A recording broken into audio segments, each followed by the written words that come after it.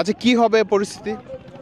পরিস্থিতি যেভাবে দেখা যাচ্ছে এভাবে রাতের মধ্যে অনেকটাই ভেঙে সামনের দিকে চলে যেতে পারে। আচ্ছা কত ওই আরেকটা ভাঙনের শব্দ পেলাম আমরা। ওখান থেকে একটা ভেঙে ওই যে লাইটটা ছিল ওটাও পড়ে গেছে। এখানে কি ছিল আপনার? এখানে একটা সুইচ ছিল, সুইচ পানিগুলো এখান থেকে ধরে রাখা হতো, পরে এদিক দিয়ে সাইডে দেওয়া হতো। বর্তমানে সুইচটা ভেঙে যাওয়ার কারণে আর এখানে পানি ছাড়াছাড়ির কোনো সিস্টেম এখন নেই আর এখানে। এতে মানে অনেক ক্ষতিগ্রস্ত হওয়ার সম্ভাবনা একেবারেই সবচেয়ে বেশি। মানে সাধারণ মানুষের জনজীবন, হ্যাঁ সাধারণ জনজীবনে অনেকটাই ব্যাঘাত করতে পারে। আচ্ছা বর্তমানে আমাদের বাড়ি করে অনেকটাই পানি ওখান থেকে আস্তে আস্তে ঢুকতেছে। আপনার বাড়ি কোন জায়গাটা? আমাদের বাড়ি সামনেই। তাহলে আপনার বাড়ি নিয়ে কি আশঙ্কা আজকে? যেভাবে পানি ঢুকতেছে এভাবে মনে হচ্ছে না যে আমাদের বাড়িঘর থাকবে বলে। আমরাও আশ্রয় কেন্দ্রে উঠা সারি ছাড়া করার উপায় নেই আমাদের আর। আশ্রয় কেন্দ্রে যেতে হবে। জি জি। আমরা এখন যে জায়গাটাতে আছি সেটার জায়গার নাম হচ্ছে মুসাপুর ক্লোজার। পুরো বাংলাদেশের মানুষ আসলে এই মুসাপুরের নাম আজকে জেনে গেছে, কারণ হচ্ছে আজ সকাল 9:30টার দিকে এই যে মাঝখানে মনে হচ্ছে যে কখনোই কিছু ছিল না, এই জায়গাটাতে আসলে একটা ব্রিজ ছিল। ব্রিজের নিচে এক ধরনের রেগুলেটর ছিল, যে রেগুলেটর দিয়ে পানি নিয়ন্ত্রণ করা হতো। যদি ভেতরের পানি অনেক বেশি বেড়ে যেত তাহলে সেই পানিটা ছেড়ে দেওয়া হতো, বঙ্গোপসাগরের সাথে মিশে যেত।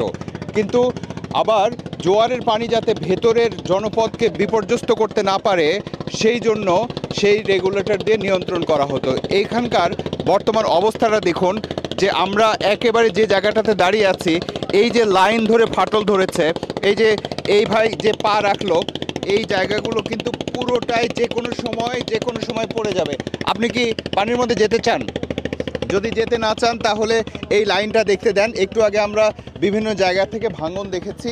এই ভাঙনের জায়গাটা একটু আগে এই ফাটলটা আসলে খুবই ছোট সরু ছিল, এটা বেড়ে যাচ্ছে, ওরে ভেঙে পড়লো। ক্লোজারটা আসলে সকাল 9:30টার দিকে ভেঙে যায়। ভেঙে যাওয়ার কারণ হিসেবে সবচেয়ে বড় যে কথাটা বলা হচ্ছে যে ভেতরের অংশে যে পানি ছিল, আপনারা জানেন যে ফেনীতে ভয়াবহ বন্যা চলছে। এই বন্যার প্রভাব ফেনী, নোয়াখালী, তারপর লক্ষ্মীপুর সব জায়গায় চলছে।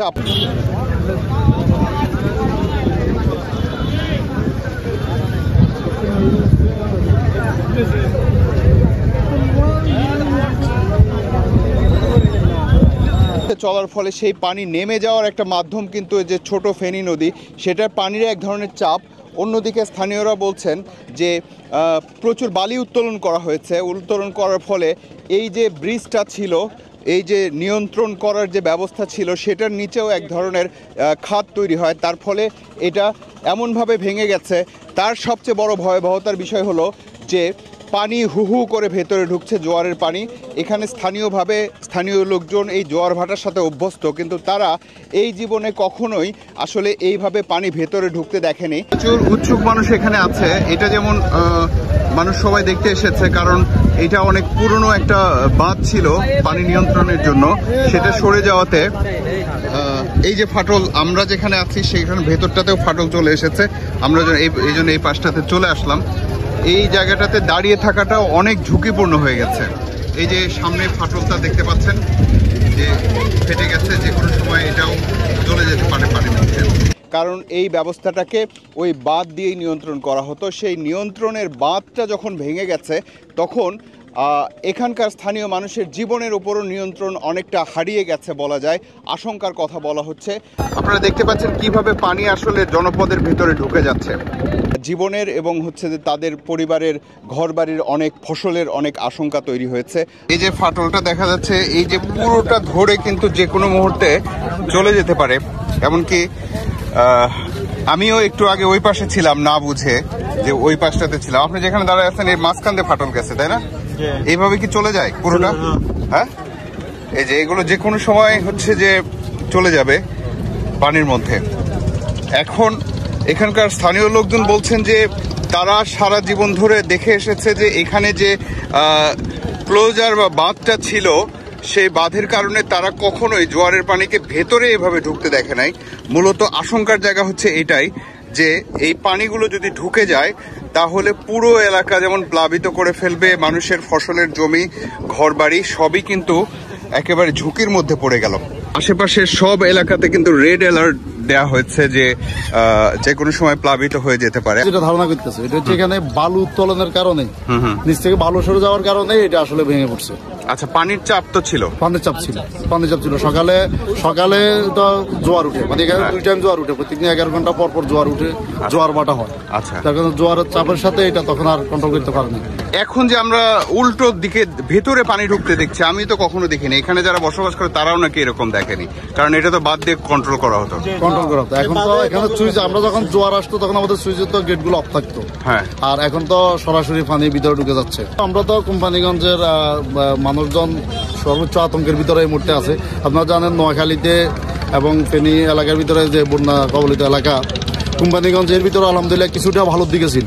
এখন কোম্পানিগঞ্জবাসীও আসলে ভয় পাইতেছে যে কোম্পানিগঞ্জ, বসুরহাট বাজার সহ সবাই ভয় ভীতির ভিতরে আছে যে কোনো মুহূর্তে দুর্ঘটনা করতে পারে। নদীটা কমপ্লিটলি এখান দিয়ে যায় সরাজারি হয়ে একবারে ফেনী পর্যন্ত, তো এটা ফেনী ছোট নদী হিসাবে তো এটা পরিচিত।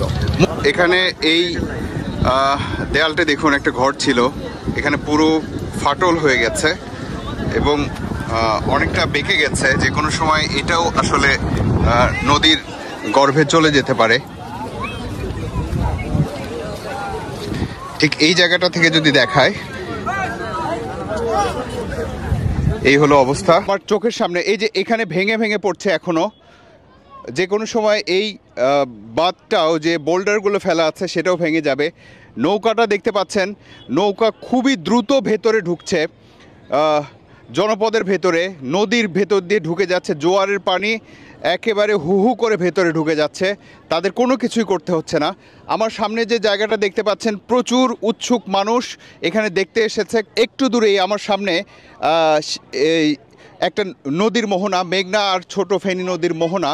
এই মোহনাতে আসলে গিয়ে মিশে বঙ্গোপসাগরে সব কিছু পানি নেমে যেত, কিন্তু আজকে পুরোপুরি উল্টো চিত্র দেখা যাচ্ছে। এই উল্টো চিত্রটা হলো যে পানি হু হু করে ভেতরে ঢুকছে। প্রশাসনের পক্ষ থেকে যেটা বলা হচ্ছে সেটা হলো যে এই এলাকাতে এক ধরনের রেড অ্যালার্ট জারি করা হয়েছে। এই রেড অ্যালার্ট মানে হচ্ছে যে এখানকার যারা বসবাস করবে তাদের জীবন আসলে ঝুঁকিপূর্ণ। এই যে এখনও দেখছেন যে এর ভেতরে পানির মধ্যে পাক খাচ্ছে, এক ধরনের ঘূর্ণি তৈরি হচ্ছে। এই ঘূর্ণিগুলোর কারণে দুই পার প্রবলভাবে ভেঙে পড়ছে এবং এর ভেতরে যে অংশটাতে আমরা এসেছি সেখানে দেখেছি যে এরই মধ্যে অনেক জায়গায় পানি উঠে গেছে। আমরা ফেনীর ভয়াবহ বন্যার আশঙ্কার মধ্যে বা ঘটনার মধ্যে যখন নোয়াখালীর এই অংশটাতে এসেছি, এই পুরো নোয়াখালীর জন্য এটা আসলে এই বাঁধ ভেঙে যাওয়াটা নতুন ধরনের বিপদ সংকেত। আর এই অবস্থাকে নিয়ন্ত্রণ করার জন্য যে কাঠামোগত ব্যবস্থা, আমাদের স্বাভাবিক দৃষ্টিতে মনে হয় না যে খুব দ্রুতই এটার ব্যবস্থা নেওয়া হয়তো সম্ভব হবে না। এই যে ভেঙে পড়লো, এই যে ভেঙে পড়লো, পুরো বোল্ডার সহ ভেঙে পড়লো।